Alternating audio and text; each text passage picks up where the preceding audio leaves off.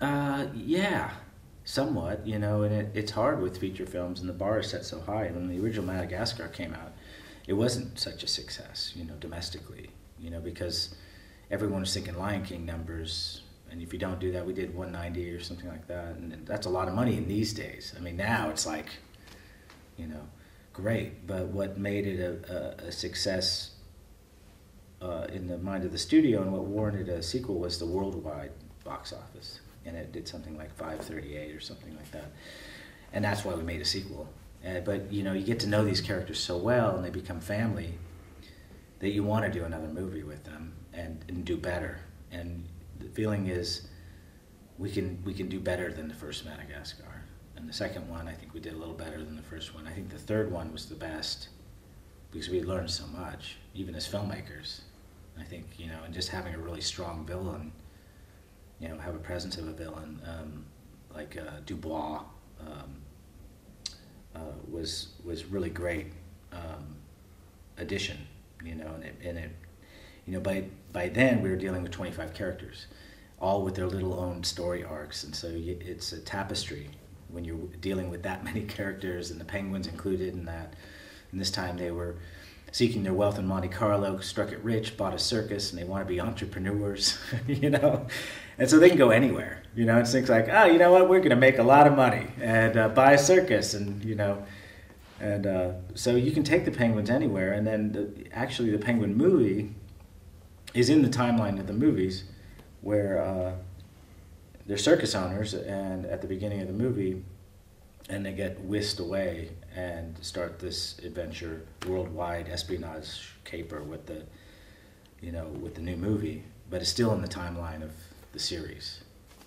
The TV show was like a parallel universe because Julian was never at the zoo, and the other animals weren't there as the penguins and Julian, and you know, that was a creative choice, you know, kind of brokered by the idea like you can't build so many sets at the time in TV animation, and the zoo was a better place than the jungles of Madagascar, and so it's like we'll make up a universe and they can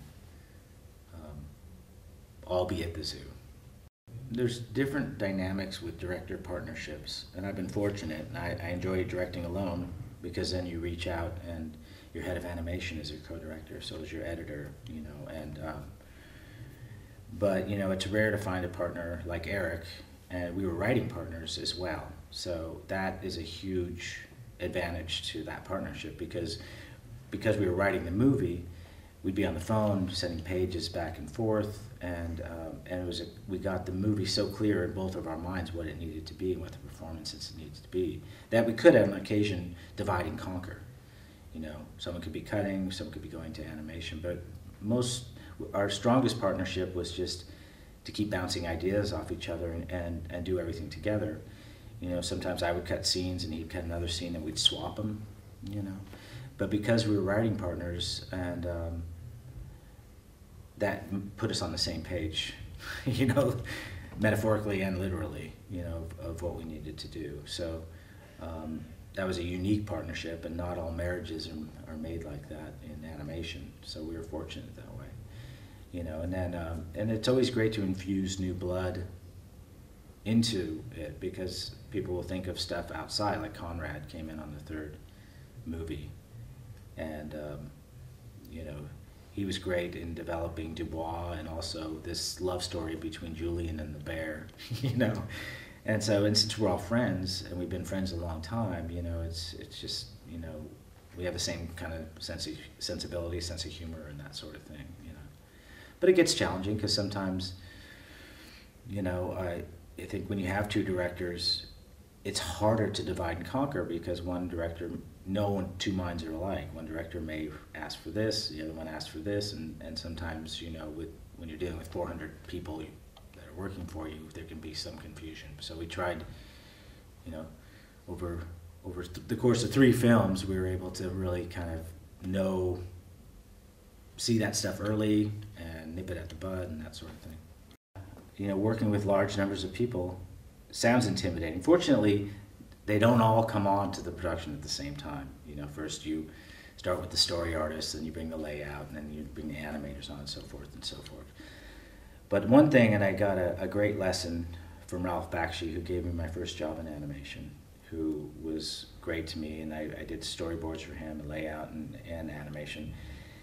And he just said, you know, if you want to know this business, you got to understand, you got to know every department that does everything, you know. So I painted cells in this, you know, ink and paint department. And even at the end of animation, he had me doing garbage mats. And at the time, they don't exist in the CG realm anymore, but they're black paper, and you cut out these mats.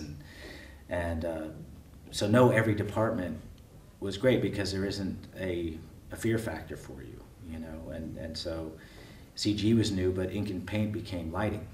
And, you know, layout is still called layout for some reason, but it's now really camera in CG. So I kind of knew the departments and what they did, and that's really important, because then it's not an intimidation thing. Because I've seen people that don't know them, so they just refuse to deal with them, you know, in a way. But I embrace, since I went to, you know, Cal Arts, what really opened my eyes to animation is what a team sport it is.